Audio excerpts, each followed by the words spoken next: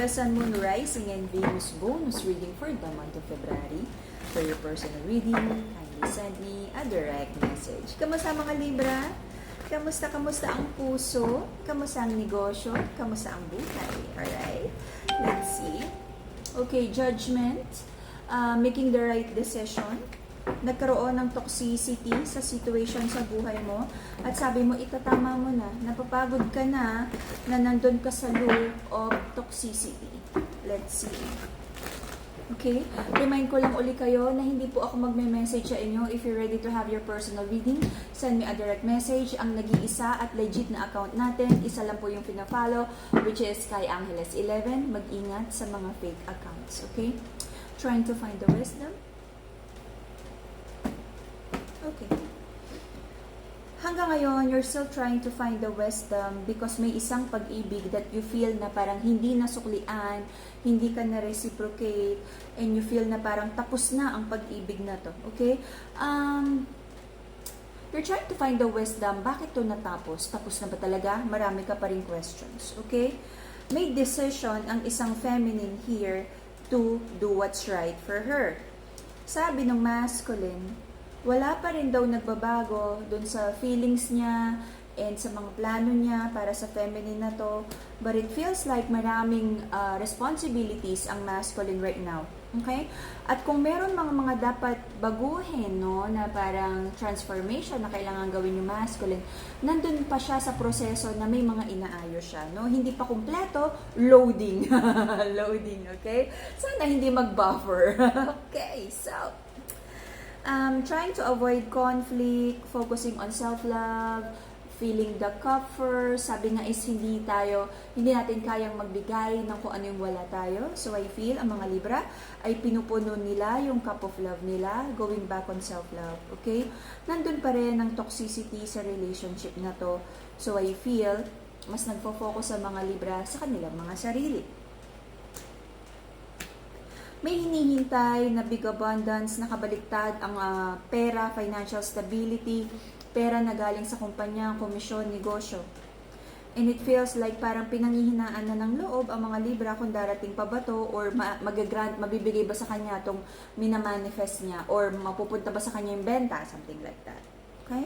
In terms of relationship, it feels sad, napakaraming lies na nandito sa relationship na to. There's a Empress energy na sabi niya is ayaw na rin niyang ipaglaban ng connection na to because it feels like puro na lang daw kasinungalingan. Andun pa rin ang disagreement, walang plano, hindi alam kung anong gagawin for this connection, pero parang you're trying to na wag nang masyado mo nang isipin to kung wala pang fix for now, okay? Maraming doubts, parang hindi pa rin ganun kalinaw kung paano maaabot ang financial stability. Okay, let's see. Ano bang kulang? Anong hindi nagawa? Kung ano man yan para dumating na yung financial stability na yan. Create good energy, good karma. Donate to charity sa abot ng makakaya. You know, let's see. The reason for the reading is betrayal. Paulit-ulit na betrayal because I feel someone is trying to juggle. Namimili kung sino talaga yung gusto niya. Okay? Which is really painful and, you know, very unfair. Okay? This is a Libra card. You might be dealing with Aries, Leo, Sag, Libra, Aqua, Libra, Gemini. Okay. Let's see. Nagkaroon ng feeling of betrayal because someone is choosing sino ba talaga ang gusto niya. Recent past, nagkaroon ng unfair situation, trying to find the balance and do the right thing. May tinapos na isang structured relationship na parang hindi na talaga kaya. Or, I feel, no, namili na kung sino talaga yung gusto ng masculine. This is, mas nararamdaman ko ang pagpili, ang option sa side ng masculine. So, may prayers and manifestations na sana mabitiwan na ang isang passionate connection because it feels like parang liability, no? Kasi if you're building on kahit anong klaseng partnership, business or love, dapat nakakatulong. Kasi kung nagiging liability lang, pabigat lang tong person na to, hindi talaga healthy. Libra, you're trying to avoid conflict, may atras-abante energy pa rin kung paano or talaga bang dapat nang bitiwan, no, na no contact na itong person na to. I feel there's challenges kung paano makat off ang connection na to peacefully. Right now, the masculine, marami siyang gustong sabihin. Sabi niya, ito yung alam niyang tama eh. Communication-wise, ready na rin siyang makipag-usap. Nalulungkot yung masculine, marami siyang gustong sabihin, marami siyang gustong ipaliwanag. Okay, kung ano yung nangyari. Sabi ng person, mga Libra,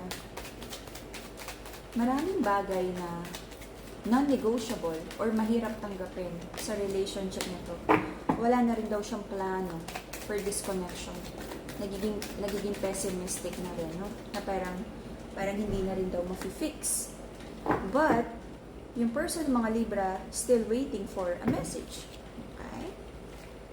So, may fear and doubt kung tama ba na mag-wait muna ng perfect time, palamigin ng issue, or baka sa sobrang lamig ng issue ay mag-yelo na. Okay. Tinitimbang ng mga Libra kung tama ba na tahimik muna, baka naman sa sobrang tahimik, sa sobrang waiting time, totally mawala na tong connection na to. So, hindi mahanap yung balance, very Libra energy. So, nandun yung mga doubts kasi gusto lang naman ng victory ng mga Libra in case na magkausap ulit siya and yung person niya. Until the end of April, there is an energy of like same old cycle. Same old cycle. Ano ba talaga yung mga dapat mabago? Sabi ng masculine, very passionate pa rin siya sa kanyang person.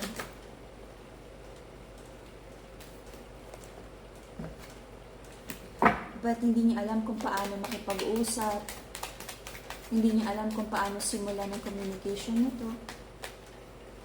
But minamanifest niya na makakuha siya ng tiyempo, makakuha siya ng lakas ng loob na makipag-communicate para makapagpaliwanag, mag-apologize.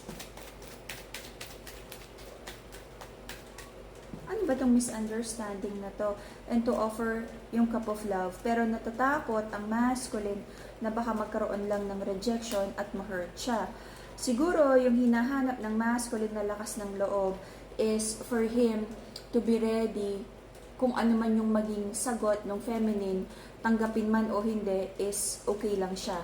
But bumubuelo yung masculine, pinaplano niya yung mga sasabihin niya sa feminine, but hinahanda na niya yung sarili niya sa possible na heartbreak, okay? To balance your heart chakra and to heal your heart, we have the Madagascar Rose Quartz, yung pink crystal.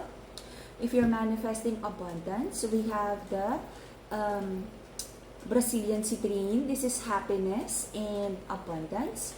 Clarity of mind and connection with the divine. If you're praying and trying to connect, if you want to strengthen your connection kay God, sa divine, we have here the amethyst crystal. For courage and for courage to do what's right for you in making a decision, we have here the carnelian. This is also for good luck. Okay? And then for protection, meron tayong black tourmaline and then the Nazar amulet, yung kilala natin bilang evil eye bracelet. Protection, anti-inggit, okay? Protection sa negative energy. Okay? So, yeah. For this, I feel maraming i-heal na emotions, disappointments, and broken heart. So, Madagascar Rose Quartz would be good for you. And then connection with the divine and mental clarity, amethyst, and of course protection. It could be like the black tourmaline or the evil eye bracelet, okay, Nazar bracelet. So for now, bumubuelo yung masculine kasi kung ano man yung mababasa natin dito ay depende sa energy and decisions nyong dalawa, okay? Kahit naman sabihin ko na may mga soul connection, 50% of that nandun pa rin naman sa mga gagawin yung effort to make this connection work out. For now, bumubuelo ang masculine kasi gusto nyong maging maganda yung outcome, and I'm praying na maging maganda yung decision nyo, na maging favorable for the both of you.